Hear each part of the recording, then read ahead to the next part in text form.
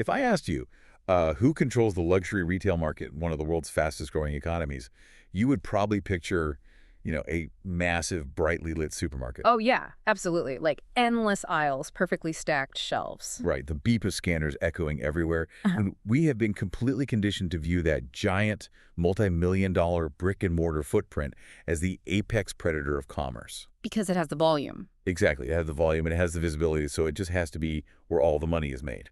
But what if I told you that right now, today, those massive retail megastores are being financially bled dry by a single freelancer with a smartphone, a digital wallet, and a crate of scotch in his trunk? It completely dismantles everything we assume about how luxury retail is supposed to work. And the incredible thing here is we aren't talking about a theory or some corporate forecast. We are watching this disintermediation happen in real time. We really are. So welcome to the Deep Dive. Today, we are taking you directly into the heart of Kampala's central business district. It is a hyper-fast, high-octane economic center. Very high octane. Yeah. And we are grounding our entire conversation today on a truly fascinating report. It's titled Champagne Dreams and Mobile Money: Inside Kampala's Elite Bottle Economy. It's such a great title. It really is. And our mission for you today is simple, but the implications are just massive. We are going to track the movement of a single bottle of premium liquor through this city. Because following that one bottle exposes a much, much larger story. Right. A story about rapid digital transformation, the quiet death of traditional retail, and how pure agility is entirely rewriting the rules of a bifurcated economy. And we should probably establish right up front the quality of the lens we are looking through today. Oh, for sure. We are analyzing incredibly fresh, highly granular data here. This is from May 2026, and it wasn't, gathered in some detached boardroom. Right, it's not a high-level estimate. Exactly. It was collected directly from the front lines by Edward Boger. He's a managing partner at the 100 Bottle Cellar and a veteran freelance salesman in Kampala. Which makes all the difference. It really does. So we are looking at street-level, transaction-by-transaction data. It maps exactly how high-end spirits move between independent stockists, luxury bars, and wholesalers in just an intensely competitive environment. Okay, let's unpack this. Because the numbers in this report immediately shatter some major baseline assumptions about how a beverage business actually stays afloat. Oh, completely. We need to talk about what the report calls the Moët multiplier. It turns out that in Kampala's premium beverage sector, the actual capture of value is almost unimaginably top-heavy. Yeah, it creates this wild illusion of volume. It is extreme. Break that down for us. Well, when you dig into the May 2026 data, you see a perfect illustration of how deceptive physical inventory can be. Let's look at Moët Chandon Imperial Brut, specifically the standard 750 milliliter bottle. Okay, the classic champagne bottle. Right. In terms of sheer physical volume, meaning how many literal glass bottles are moving off the shelves and out the door, it accounts for a fairly modest 10.72% of total volume. Which, if you are just a warehouse manager counting boxes on a pallet, that doesn't sound like a market dominator at all. Not at all. You'd look at that 10% and think, it's just a niche product. And that low physical footprint is entirely deceptive.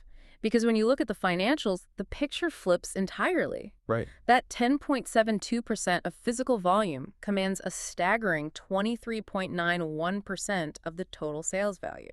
Wait, really? Nearly a quarter. Nearly a quarter of all the money-changing hands in this entire market ecosystem can be traced back to this one specific brand of champagne.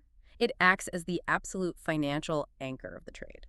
To really make that disparity clear for you listening, the report contrasts Moët with J.P. Chenet, which operates as a high-volume, lower-value brand. Right, a very different business model. Exactly. J.P. Chenet is physically moving more units. It makes up 13.72% of the total volume in the city, but it only captures 6.94% of the value. It's a huge drop-off. It is. So think about the mechanics of that for a second. Yeah. The distributor is doing significantly more physical labor. They're loading more glass onto delivery trucks, taking up more expensive square footage in the warehouse. Burning more gas and traffic. Yes, burning gas, paying drivers, all to capture a tiny fraction of the revenue that Moët pulls in. As the report synthesizes so perfectly, in the Kampala CBD, the market consumes the accessible but invests in the exceptional. I love that phrasing. Consumes the accessible, invests in the exceptional. It's so accurate. The brands that are churning through huge inventory numbers are essentially just maintaining a baseline presence. They are busy work, really.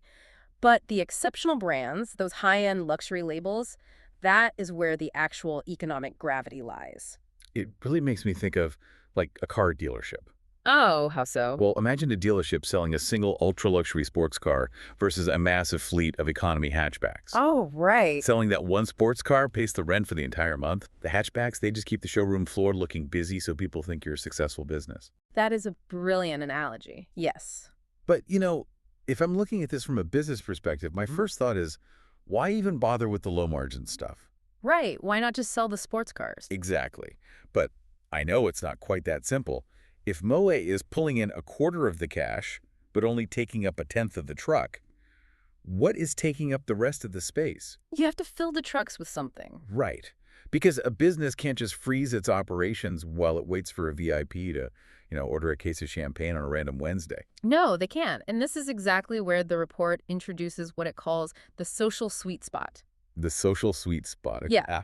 If Moët is the undisputed king of value, the sheer physical bread and butter that powers Kampala's social volume comes down to highly accessible sparkling wines and oversized sweet whites. Okay, sweet whites. Yeah, these are the drinks that are physically fueling the nightlife, the midweek celebrations, the Tuesday and Thursday night club scenes. Okay, let's get into the specifics of that. Yeah. Because the physical reality of moving this much liquid has to be fascinating. It is. Look at a SKU, which, for anyone unfamiliar, is just a retail term for a specific, distinct item for sale. Look at a SKU like Four Cousins Natural Sweet White. Okay. And specifically, we are looking at their large 1.5-liter format. The big ones. The huge ones. That single massive bottle exactly matches the entire Moët brand in physical volume, capturing 10.72% of the market. Wow. And when you combine that oversized sweet white with the JP Schnitt we just mentioned, specifically their Ice Edition pink and white varieties, those two accessible brands alone account for exactly 24.4% of all bottles sold. Hold on. 1.5 liters. Those are physically massive, heavy bottles. Very heavy. So a quarter of the physical inventory moving through the city, taking up shelf space, taking up payload capacity in vehicles, is just those specific, accessible, sweet and sparkling options. Right. That is a massive logistical lift. It's an enormous amount of physical friction. But then the report swings us all the way to the absolute opposite end of the spectrum, to what they call the long tail of prestige. The statement bottles. Exactly. The ultra-premium single malts like the Macallan 18-year-old and the Glenfiddich 21-year-old. The data shows that combined, these two elite spirits represent a microscopic 0.34% of the total bottle volume. 0.34%. I'm looking at this volume, and my first thought is, how on earth does this guy pay rent? Right, it looks impossible. You could probably fit the entire monthly volume of those specific bottles in the trunk of a compact car. Easily. You cannot run a business waiting weeks for one specific whale of a client to finally walk into a bar and order a Macallan 18. So how are they surviving in the interim? Well, that's exactly why you have to look at the other end of the data we just covered. Thinking about these ultra-premium bottles in terms of volume is a trap. The accessible sweet wines and sparkling options provide the essential baseline cash flow. They keep the lights on, they pay the delivery drivers, they keep the warehouse lease paid. I see. But having that Glenfiddich 21 years sitting in your inventory isn't about turning it over quickly. It signals to the elite consumer that you operate at their level. It is a vital status symbol for the merchant. And those prestige bottles still bring in 4.30% of total revenue, despite being almost invisible in volume. Oh, I see how this works. Think about it like a deep-sea diver, right? Okay, I like this. The oversized 1.5-liter bottles of sweet wine are essentially the oxygen tanks. Yes. They provide the steady, necessary breathing room that keeps the business alive day to day. And that constant supply of oxygen allows the distributor to hold their breath long enough to swim down and catch the whale. That massive high-margin payout of the Macallan 18. That is a perfect way to look at it. You need the oxygen to get to the whale. Exactly. You cannot maintain the infrastructure for the luxury market without the high-volume market paying the daily utility bills. Okay, so we have established what the Kampala elite are buying Mm-hmm. and the extreme economics of oxygen versus the whale. Right. But if these stockists are moving massive amounts of value directly to VIP tables, there's a glaring physical problem here. Where are the massive retail chains in all this? Ah, that is the big question. We talked at the very beginning about that gleaming massive supermarket being the apex predator of commerce. Where are they in this ecosystem? They are completely sidelined. Really? Totally. And this requires defining what we mean by a Tier 1 supermarket in this context. We are talking about the massive, often foreign-backed retail chain. The ones with the giant parking lots. Exactly. The giant dedicated parking lots, 50 checkout lanes, and endless brightly lit aisles. According to this May 2026 data, those giant Tier 1 supermarkets have seen their grip totally slip in the premium sector. Wow. They are moving only 0.83% of the total volume in this elite market. Which is basically a rounding error. It really is. And for the financial anchor we discussed, Mhm. Moët and Chandon, the brand making up a quarter of all the money in the market, what is the supermarket share of that? Almost 0%. Zero. Zero. The biggest retail players in the country are barely participating in the most lucrative segment of the beverage market. That's unbelievable. And the vacuum they left behind wasn't filled by, like, a different chain of boutique brick-and-mortar stores, right? Yeah. It was filled by a completely different model. Yeah. It was filled by the mobile stockist. Okay, explain that. This utilizes the exact freelance model of Edward Boger that we mentioned at the start. These mobile stockists are agile, independent individuals moving dynamically through the city. Okay. They completely bypass the physical store, they bypass the shelf space, and they deal directly with the end consumer or the specific venue. And these independent operators now contribute a massive 15.35% to the total sales value. Here's where it gets really interesting, Mm-hmm. because I need to push back on the pricing data here. Go for it. When you look at it, it seems to break every rule of classical economics. Let's look at the average price index. For you listening, a price index is just a way to compare prices against a baseline, right? Right. So let's say the absolute average market price for a bottle is 100%. The report shows the Tier 1 supermarkets are sitting at a price index of 55.36%. Basically half price. Yeah, they are practically having a fire sale, deeply discounting, just to move whatever volume they can. Meanwhile, the mobile stockists are operating at an average price index of 130.37%. Yes, they are. So the data says these mobile freelancers are marking their goods up 75% higher than the baseline and drastically higher than the giant supermarket down the street. It sounds crazy, right? It does. If I am a wealthy elite consumer, I didn't get wealthy by throwing my money away. Why on earth am I voluntarily paying a massive premium just to avoid walking down an aisle? It seems completely counterintuitive, sure, until you analyze the psychology of the modern elite consumer, especially in a fast-paced environment like Kampala. Okay. This data perfectly illustrates that the luxury consumer is not shopping for a bargain. They are paying for a completely different product. They are paying for convenience, direct-to-consumer agility, and absolute frictionless service. Frictionless. Think about the friction of a traditional supermarket for a second. Mhm. Imagine you want to buy a high-end gift, or you are hosting an impromptu VIP gathering. Right, If you go to the supermarket, you have to fight Kampala traffic. right. You have to navigate a crowded parking lot, physically walk the aisles, and then stand in a checkout line Yeah. behind someone buying laundry detergent. Exactly. For a luxury status symbol, that entire physical experience degrades the perceived value of the product. It doesn't feel like luxury anymore. It feels like an errand. That's exactly it. And a mobile stockist operates on a completely different paradigm. You send a WhatsApp message or make a quick call, and that ultra-premium bottle arrives exactly where you are, exactly when you want it. It is handed directly to you in the VIP section of a club or delivered right to your private residence. Wow. That 75% markup you mentioned? That isn't a penalty. It is the cost of absolute convenience. And this data proves that for luxury goods, the traditional brick-and-mortar model, with all of its inherent friction, is practically obsolete. That is just wild to think about. A giant corporation with millions in infrastructure is losing to a guy with a smartphone because the guy with a smartphone removed the checkout line. That's the reality. But logistically, this brings up another glaring physical problem. If I'm a freelancer moving thousands of dollars of heavily marked up champagne to a club at 2 a.m. in the central business district, I can't just be walking around with a backpack full of cash. No, absolutely not. That is incredibly dangerous, and frankly, it is painfully slow. You really couldn't manage it. The sheer physical bulk of the cash required to buy a crate of Macallan would be a massive liability. And this is where the historical context of how business used to be done really clashes with the new reality, which is why the data on cash versus digital payments in this report is sort of the final puzzle piece. Oh, I see. The report unequivocally states that in this high-end spirits trade, physical cash is no longer king.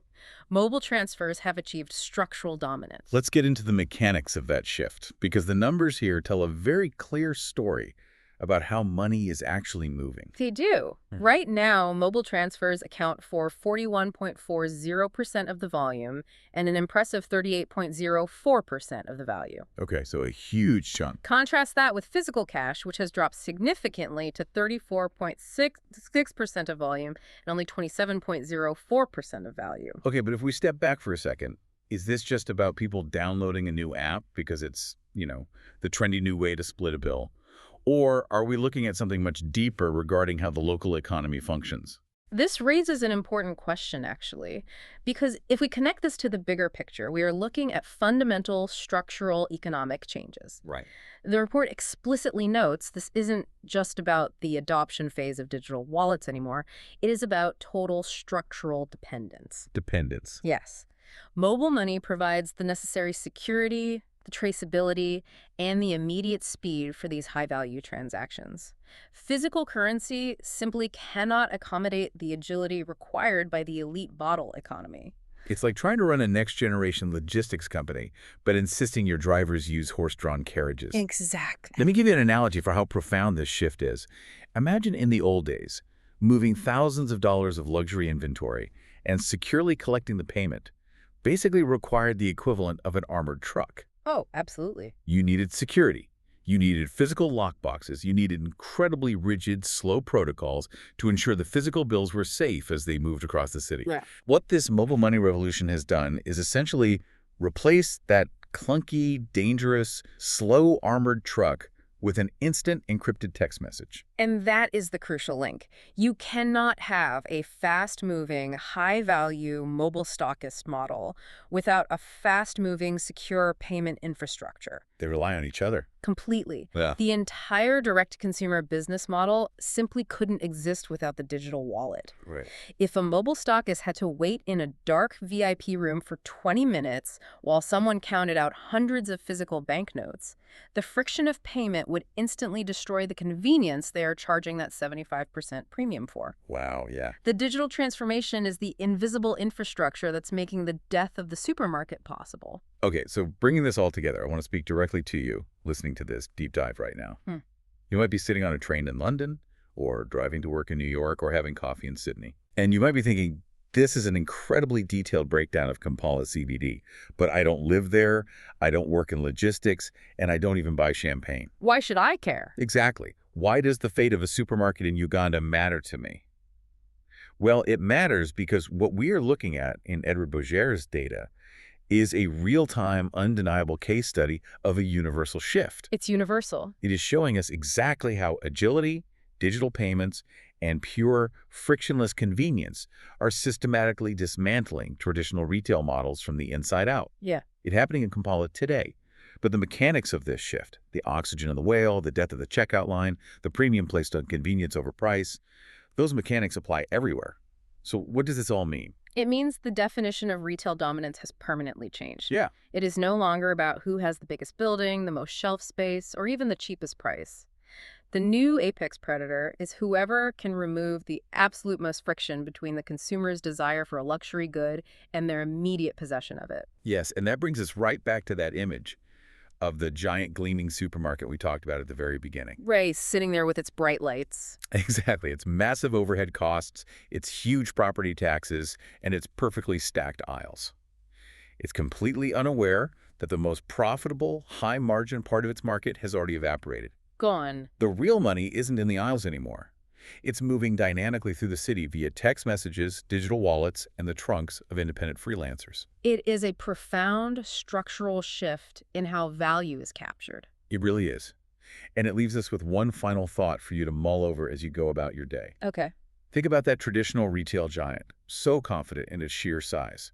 If a single mobile freelancer armed with nothing but a digital wallet, a smartphone, and a crate of scotch can successfully outcompete a giant Tier 1 supermarket and do it while charging a massive 75% premium just for the sake of convenience, what other massive established brick-and-mortar industries in your city are currently sitting totally vulnerable? Completely unaware. Completely unaware that they are just one agile innovation away from obsolescence. A very dangerous time to be a dinosaur. You couldn't have said it better. Yeah. Thanks for joining us on this deep dive. We will catch you on the next one.